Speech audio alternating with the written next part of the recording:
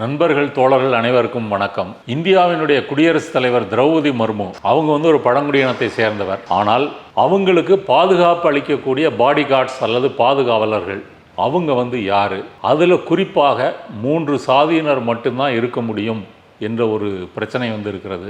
அதைத்தான் நம்ம இந்த வீடியோவில் பார்க்க போகிறோம். திரௌபதி முர்முவை பொறுத்த வரைக்கும் அவங்க பழங்குடியினத்தை சேர்ந்தவங்க. அவங்க வேட்பாளராக அறிவிக்கப்பட்ட பிறகு பிஜேபி என்ன பிரச்சாரம் பண்ணுச்சுன்னா, முதல் முறையாக நாங்கள் ஒரு பழங்குடியினத்தை சேர்ந்த பெண்ணை நாங்கள் குடியரசுத் தலைவர் வேட்பாளராக அறிவிக்கிறோம் அப்படின்னு சொன்னாங்க. ஆனால் திரௌபதி முர்மு அந்த தேர்தலில் வெற்றி பெற்று குடியரசுத் தலைவர் ஆனாலும் கூட புதிய பாராளுமன்ற கட்டிட திறப்பு விழாவுக்கு அவங்க அழைக்கப்படலை. அதே போல் ராமர் கோயில், அந்த பாலராமர் கோயில் பிராண பிரதிஷ்டா, அதற்கும் அவங்க அழைக்கப்படவில்லை.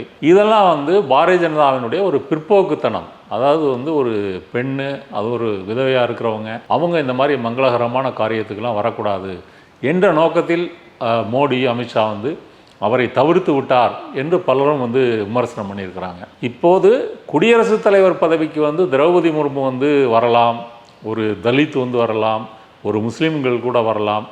காரணம் என்னன்னு கேட்டிங்கன்னா, ஒரு பிரதமருக்கு இருக்கக்கூடிய அதிகாரம் என்பது குடியரசுத் தலைவருக்கு கிடையாது. குடியரசுத் தலைவர் என்பது நம்ம கவர்னரை சொல்வது போல் அது ஒரு ரப்பர் ஸ்டாம்பு பதவி தான். அவங்க ஒன்றிய அமைச்சரவை என்ன முடிவு செய்தோ அதில் கையெழுத்து போடுறது மட்டும்தான் அவங்களுடைய கடமை. இப்படி இருக்கும்போது அதில் யார் வேணால் அவங்க பதவி வர்றது பிரச்சனை இல்லை. ஆனால் ஒரு பிரதமர் பதவிக்கு அதுக்கு இந்த மாதிரி பட்டியலினத்தை சேர்ந்தவரோ ஒரு முஸ்லீமோ வருவாங்களா என்றால் அது சாத்தியமில்லை.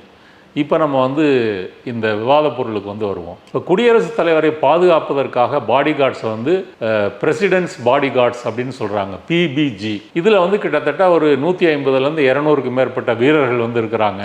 அவங்க 6 அடி உயரம் இருக்கணும். குதிரை பயிற்சி மற்றும் பல இராணுவ பயிற்சிகளை முடித்தவங்களாம் இருக்கணும். அவங்க தான் இதுக்கு தெரிவு செய்யப்படுவாங்க. ஆனால் அந்த தெரிவு என்பது அத்தோடு மட்டும் முடிஞ்சிடல. 3 முக்கியமான சாதிகள். ஒன்று ரஜபுத் சாதி, இந்து மதத்தில் உள்ள ரஜபுத்திரர்கள், அவங்க ஒன்று. அடுத்தது இந்து மதத்தில் உள்ள ஜாட் சாதியினர், 2வது.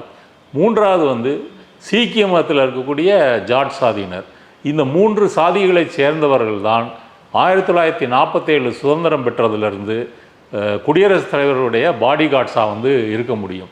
ஏன் மற்ற சாதிகளுக்கு அனுமதி இல்லை? இதில் என்ன பிரச்சனை? எப்போ இதை பற்றி வழக்கெல்லாம் போட்டிருக்காங்களா அப்படின்ற வரலாற்றை ஒரு சுருக்கமாக பார்ப்போம். இந்தியாவை சுதந்திரத்துக்கு முன்னாடி இங்கிலாந்து ஆட்சி செய்தது, பிரிட்டிஷ் ஆட்சி தான் நடந்தது. பிரிட்டிஷ் அரசினுடைய நேரடி ஆட்சிக்கு முன்னாடியே இந்தியாவை கிழக்கிந்திய கம்பெனி, ஈஸ்ட் இந்தியா கம்பெனி அவங்க தான் ஆட்சி பண்ணுறாங்க.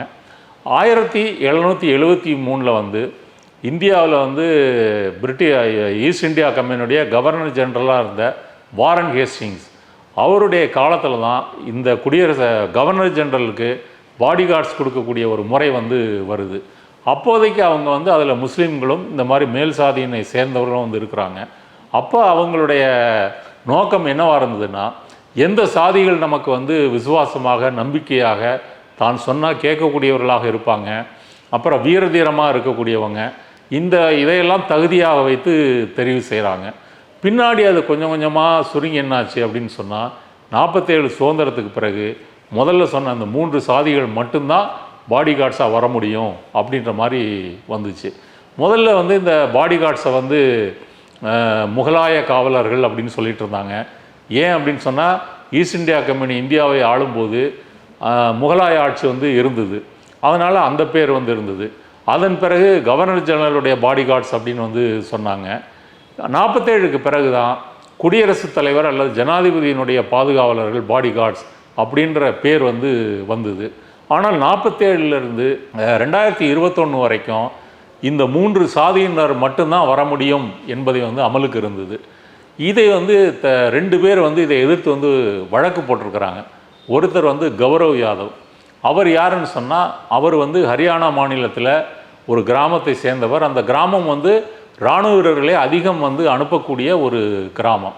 அவர் குடியரசுத் தலைவருடைய பாடி கார்ட்ஸ் யார், அதுக்கு நம்ம அப்ளை பண்ண முடியுமா அப்படின்னு விசாரித்து பார்த்தபோது அவருக்கு என்ன சொல்லப்பட்டதுன்னா, 3 சாதிகள், இந்து ஜாட்டு, சீக்கிய ஜாட்டு, ரஜபுத்திரர்கள், இந்த 3ஐ தாண்டி 4வது எந்த சாதியும் வர முடியாது. அவருடைய சாதி அகீர்னு சொல்லக்கூடிய ஒரு சாதி. அவர்கள் வந்து தங்களை யாதவர்னு அப்படின்னு வந்து சொல்லிக்கிறாங்க. இதை எதிர்த்து வந்து அவர் வழக்கு போடுறாரு. இதே போல் ஈஸ்வர் சிங்னு ஒரு மருத்துவர், அவரும் வந்து என்ன செய்கிறாருன்னு சொன்னால், இது ஒரு முறை வந்து அவர் கிளினிக்கில் இருக்கும்போது, அவர் ஒரு டாக்டர், கிளினிக்கில் இருக்கும்போது ஒரு இளைஞர் வந்து மருத்துவத்துக்காக வராரு. அப்போ அவருக்கு மாத்திரைகள் எழுதும்போது அந்த இளைஞர் என்ன சொல்கிறாருன்னா, டாக்டர் எனக்கு வந்து மலிவான மருந்துகள் வந்து எழுதுங்க, காஸ்ட்லியான ட்ரக்ஸ் வந்து கொடுத்துறாதீங்க, ஏன்னா வேலை இல்லாமல் இருக்கிறேன் அப்படின்னு கேட்குறாரு. என்னப்பா வாட்ட சாட்டமாக இருக்கிற, நீ வேலைக்கு போகிறதா இருந்தால் மிலிட்ரியில் போய் சேரலாமேன்னு கேட்டதுக்கு, இல்லை மிலிட்ரியில் வந்து சில சாதிகளை தான் எடுக்கிறாங்க, எங்களெல்லாம் எடுக்க மாட்டேன்றாங்க அப்படின்னு வந்து அவருக்கு சொல்லப்படுது. அப்போ அவரும் இதெல்லாம் ஆராய்ச்சி பண்ணி பார்த்துட்டு, குறிப்பாக குடியரசுத் தலைவனுடைய பாடி கார்ட்ஸ் என்பவங்க 3 சாதியினர் மட்டும்தான் வர முடியும்னு சொல்லி அதை எதிர்த்து அவரும் வந்து வழக்கு போடுறார். அந்த வழக்கில் என்ன பேசப்பட்டதுன்னு சொன்னால், இந்திய அரசியலமைப்பு சட்டத்தினுடைய 14, 15, 16 இந்த 3 பிரிவுகளும் டிஸ்கிரிமினேஷனை வந்து இது இருக்கக்கூடாதுன்னு சொல்லுது. அதாவது ஒரு மனிதர், ஒரு நபர் வந்து பாலியல் ரீதியாகவோ, சாதி ரீதியாகவோ, மத ரீதியாகவோ, நிறத்தை வைத்தோ அவருக்கு வந்து வாய்ப்புகள் வந்து மறுக்கக்கூடாது.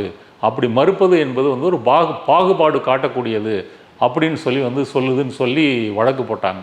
இராணுவத்தின் தரப்பில் வந்து என்ன சொன்னாங்கன்னு சொன்னால், இது வந்து ஒரு ஃபங்க்ஷனல் ப்ராப்ளம், நாங்கள் வந்து எப்படி செயல்படணும் என்பதற்காக இந்த மரபை நாங்கள் கடைபிடிக்கிறோமே தவிர, இந்திய இராணுவம் பொதுவாக இந்த மாதிரி வந்து சாதி ரீதியான பிரிவுகளை வைத்துக்கொண்டு நாங்கள் ஆள் எடுக்கிறதில்ல அப்படின்னு இந்திய இராணுவத்தின் தரப்பில் வந்து வாதிடப்பட்டது. அது வந்து டெல்லி ஹைகோர்ட்டில் வந்து அந்த வழக்கு வந்து இருக்குது. 2021 வரைக்குமே இருந்துச்சு. இன்றைக்கு அந்த வழக்கு வந்து நிலுவையில் வந்து இருக்குது அப்படின்னு நினைக்கிறேன்.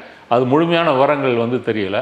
இதற்கு முன்னாடி இதே வழக்கு வந்து உச்சநீதிமன்றத்துக்கு போனபோது உச்சநீதிமன்றம் என்ன சொன்னதுன்னு சொன்னால், இந்தியா வந்து ஒரு குடியரசு, அந்த குடியரசு தலைவராக இருக்கக்கூடியவரை பற்றியே நாங்கள் வந்து பொதுநல வழக்கெல்லாம் விசாரிக்க முடியாதுன்னு சொல்லி தள்ளுபடி பண்ணியிருக்கிறாங்க. இதுதான் இன்றைய வந்து வரலாறு. அப்போ நம்மளுடைய கேள்வி என்னென்னா, இப்போ திரௌபதி முர்மு என்ற ஒரு பழங்குடியின தலைவர் வந்து வரலாம், ஒரு முஸ்லீம் வரலாம், ஒரு சீக்கியர் வரலாம், ஆனால் அவர் பாதுகாவலராக இருக்கக்கூடியவங்க 3 சாதி தான் வர முடியும்னு சொல்வது, இது வர்ணாசிர தர்மம் ஆகாதா, சனாதன தர்மம் ஆகாதா? இது மட்டுமல்ல, இந்திய இராணுவத்தில் பாரம்பரியமாகவே சாதி ரீதியான ரெஜிமெண்ட்ஸ் வந்து நிறைய இருக்குது. கூர்கா ரெஜிமெண்ட்டு, மகர் ரெஜிமெண்ட்டு, ரஜபுத்திர ரெஜிமெண்ட்டு இப்படிலாம் வைத்திருக்கிறாங்க. தென்னிந்தியாவில் மட்டும் அவங்க வந்து மதராஸ் ரெஜிமெண்ட் அப்படின்னு சொல்கிறாங்க. இந்தியாவில் எங்கேயாவது போராட்டங்கள் நடக்கும்போது அந்த பகுதியில் இல்லாத ஒரு ரெஜிமெண்ட்டை வந்து அங்கே வந்து அனுப்புறது இவங்களுடைய வழக்கம். அது நார்த் ஈஸ்டாக இருக்கலாம், காஷ்மீராக இருக்கலாம், அல்லது வந்து ஈழத்துக்கு வந்து இந்திய அமைதிப்படைன்னு சொல்லி போனாங்க இல்லையா, அப்போ இங்கெல்லாம் வந்து பார்த்திங்கன்னா அதற்கு தொடர்பில்லாத ஒரு ரெஜிமெண்ட்டை வந்து அனுப்புவாங்க. அப்போ காலனி ஆட்சியிலிருந்து சாதி ரீதியான இந்த ரெஜிமெண்ட்டு இன்னும் வந்து தொடர்வது வந்து நியாயமா? குடியரசுத் தலைவருக்கும் இந்த 3 சாதியினர் மட்டும் தான் பாதுகாப்பு சேவை அளிக்க முடியும் என்று சொல்வது நியாயமா? ஒரு இராணுவ வீரன் அல்ல பாடி கார்டுக்கு வந்து என்ன தேவை? உடற்தகுதி வந்து தேவை. அதன் பிறகு வந்து அவங்க வைக்கிற வந்து மருத்துவ தகுதியில் வந்து அதில் பாஸ் ஆகணும். அப்புறம் வந்து ரிட்டன் எக்ஸாம் இருந்தால் அதில் வந்து பாஸ் ஆகணும். இதை விடுத்து சாதி ரீதியான பாகுபாடு வந்து ஏன்? இப்போது வந்து 2021 வந்து இந்திய அரசு என்ன சொல்லிச்சுன்னா, இனிமேல் நாங்கள் வந்து குடியரசுத் தலைவருக்கு எல்லா சாதிகளும் எல்லா பகுதிகளை சேர்ந்த பிரதிநிதிகளும் இருக்கிற வகையில் நாங்கள் வந்து பாலிசி ரீதியாக அதை மாற்றப் போகிறோம் என்று வந்து இந்திய அரசு வந்து அறிவித்தது. ஆனால் அதை அமுல்படுத்தினார்களா? இன்றைக்கும் குடியரசுத் தலைவனுடைய பாடி கார்ட்ஸில் வந்து எல்லா சாதியினர்களும் இருக்கிறாங்களா என்ற விவரம் வந்து நமக்கு தெரியாது. ஏன்னா வந்து இராணுவ வீரர்கள் வந்து சாதி ரீதியாக எவ்வளோ பேர் இருக்கிறாங்க என்ற விவரங்களை வந்து அவர்கள் வந்து வெளியிடுவதில்லை.